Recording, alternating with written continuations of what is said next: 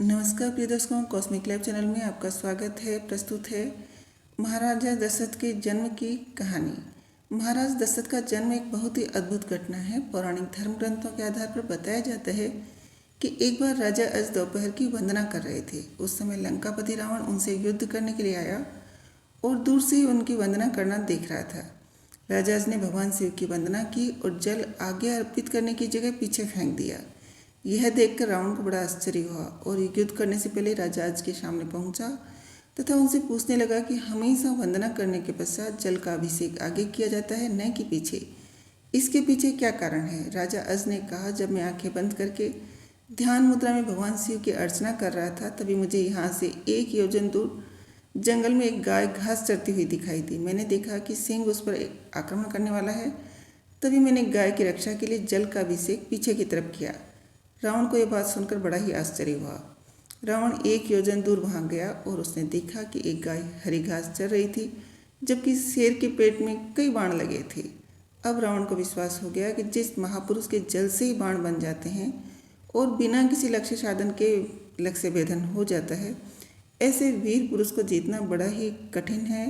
कठिन ही क्या, असंभव है। और वह उनसे बिना युद्ध किए ही लंका लौट जाता है।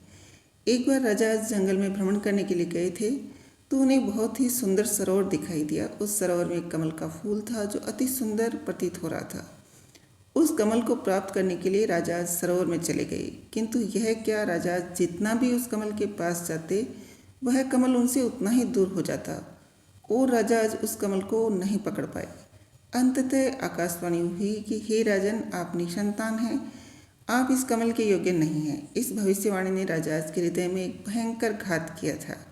राजा आज अपने महल में लौट आए और चिंताग्रस्त रहने लगे, क्योंकि उन्हें संतान नहीं थी, जबकि वे भगवान शिव के परम भक्त थे। भगवान शिव ने उनकी चिंता को ध्यान में लिया और उन्होंने धर्मराज को बुलाया और कहा कि तुम किसी ब्राह्मण को अयोध्या नगरी पहुंचाओ, जिससे राजा अज को संतान की प्राप्ति के आसार हो।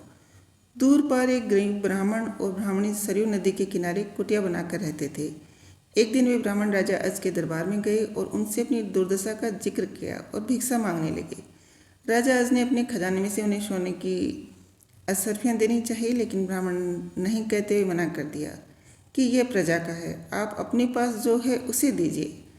तब राजा अज ने उन्हें गले का हार उतारा और ब्राह्मण को देने लगे, किंतु ब्राह्मण ने मना कर दिया कि यह भी प्रजा की ही संपत्ति है।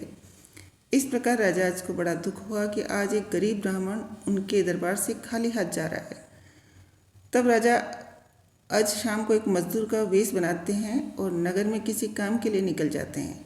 चलते चलते एक लोहार के यहाँ पहुँचते हैं और अपना परिचय बिना बताए विनय कर काम करने लग जाते हैं। पूरी रात को हथौड़ी से लोहे का काम करते हैं, जिसके बदले में उन्हें सुबह 1 टका मिलता है। राजा 1 टका लेकर ब्राह्मण के घर पहुँचते हैं, लेकिन वहाँ ब्राह्मण नहीं था। उन्होंने 1 टका ब्राह्मण की पत्नी को दे दिया और कहा कि इसे ब्राह्मण को दे देना। जब ब्राह्मण आया तो ब्राह्मण की पत्नी ने यह टका ब्राह्मण को दिया और ब्राह्मण ने उस टका को जमीन पर फेंक दिया। तभी एक आश्चर्यजनक घटना हुई। ब्राह्मण ने जहाँ टका फेंका था वहाँ गड्ढा हो गया। ब्राह्मण ने उस गड्ढे को खोदा तो उसमें से सोने का एक रथ निकला तथा आसमान में चला गया। इसके पश्चात ब्राह्मण ने और खोदा तो दूसरा सोने का रथ निकला और आसमान की तरफ चला गया। इस तरह से 9 के 9 रथ निकले और आसमान की तरफ चले गए। और जब 10वां रथ निकला तो उस पर बालक था और वह रथ जमीन पर आकर ठहर गया। ब्राह्मण उस बालक को लेकर राजा अज के दरबार में पहुंचे और कहा, राजन, इस पुत्र को स्वीकार कीजिए। यह आपका ही पुत्र है जो 1 टका से उत्पन्न हुआ है, तथा इसके साथ में सोने के 9 रथ निकले जो आसमान में चले गए, जबकि यह बालक 10वें रथ पर निकला। इसलिए यह रथ तथा ये पुत्र आपका ही है। इस प्रकार से दशरथ जी का जन्म हुआ।